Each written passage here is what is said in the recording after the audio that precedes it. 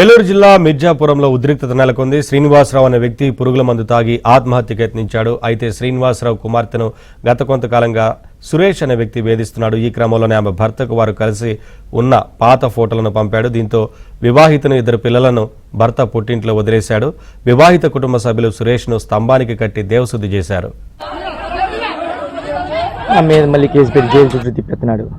ఆడి మినుకూరు సుధాకర్, గోళ జోజి, వీళ్ళందరూ చాలా మంది ఇదిగో చూడండి తీసుకుంటున్నా.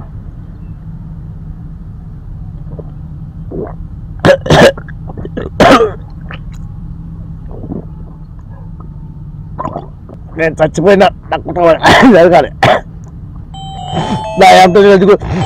ఆడి మినుకూరు సురేష్, మినుకూరు సుధాకర్. కుమార్తె కాపురంపై వస్తున్న ఆరోపణలను భరించలేక తండ్రి శ్రీనివాసరావు ఆత్మహత్యకు యత్నించాడు. శ్రీనివాసరావు ఆరోగ్యం ప్రస్తుతం విషమంగా ఉందని వైద్యులు తెలిపారు. 2 కుటుంబాల మధ్య ఉన్న వివాదం గ్రామ పెద్దల వరకు వెళ్లింది.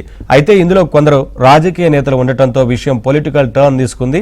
దీంతో గ్రామంలో పోలీసులు మోహరించారు.